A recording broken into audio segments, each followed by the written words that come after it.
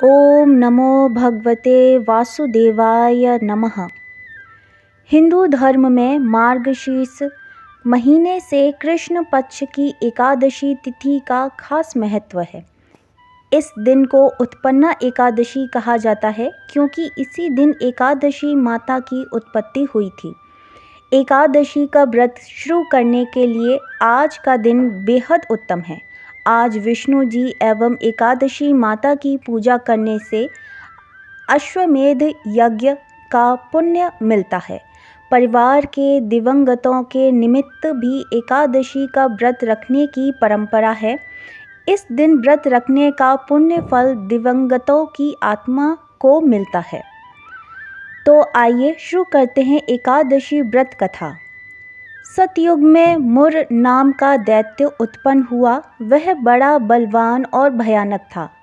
उस प्रचंड दैत्य ने इंद्र, आदित्य, वसु, वायु, अग्नि आदि सभी देवताओं को पराजित करके भगा दिया। तब इंद्र सहित सभी देवताओं ने भयभीत होकर भगवान शिव से सारा वृतांत कहा और बोले, हे कैलाशपति, मुर दैत्य से भयभीत होकर सब देवता मृत्यु लोक में फिर रहे हैं। तब भगवान शिव ने कहा, हे देवताओं, तीनों लोकों के स्वामी, भक्तों के दुखों को नाश करने वाला भगवान विष्णु की शरण में जाओ। वे ही तुम्हारे दुखों को दूर कर सकते हैं। शिव जी के ऐसे वचन सुनकर सभी देवता क्षीर सागर में पहुँचे और कहा कि हे मधुसूदन, आप हमारी रक्षा करें। कहा कि हे भगवान, दैत्यों ने हमको जीतकर स्वर्ग से निकाल दिया है। आप उन दैत्यों से हम सबकी रक्षा करें।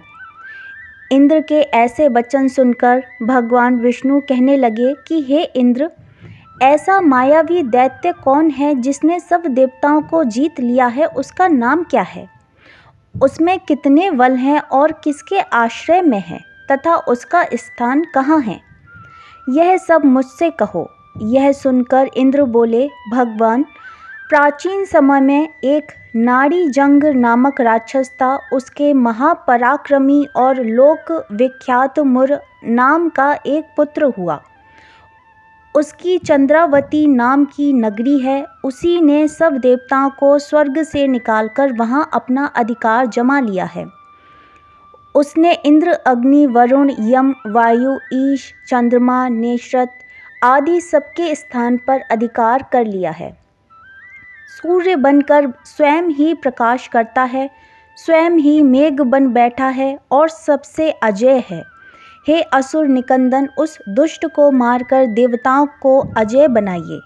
यह वचन सुनकर भगवान ने कहा, हे देवताओं, मैं शीघ्र ही उसका संहार करूँगा। तुम चंद्रावती नगरी जाओ। इस प्रकार कहकर भगवान सहित सभी देवताओं ने चंद्रावती नगरी की ओर प्रस्थान किया। उस समय दैत्य मुर सेना सहित युद्ध भूमि में गरज रहा था। जब स्वयं भगवान रणभूमि में आए तो दैत्य उन पर भी अस्त्र शस्त्र आयुध लेकर दौड़े, तो विष्णु ने उन्हें सर्प के समान अपने बाणों से बींध डाला।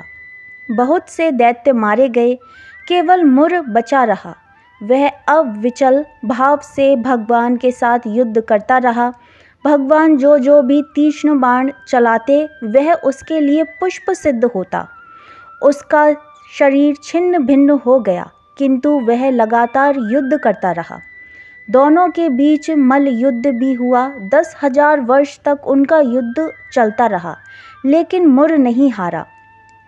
थककर भगवान बद्रिकाश्रम चले गए। वहाँ हेमवती नामक सुंदर गुफा थी। उसमें विश्राम के लिए भगवान उसके अंदर प्रवेश कर गए। यह गुफा 12 योजन लंबी थी और उसका एक ही द्वार था। विष्णु भगवान वहाँ योग निद्रा की गोद में सो गए।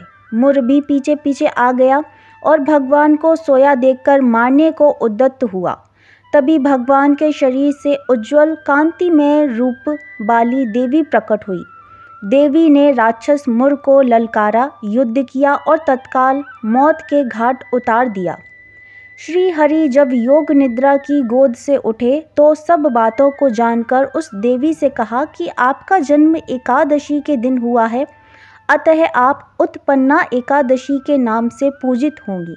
आपके भक्त वही होंगे जो मेरे भक्त हैं। ओम नमो भगवते वासुदेवाय नमः।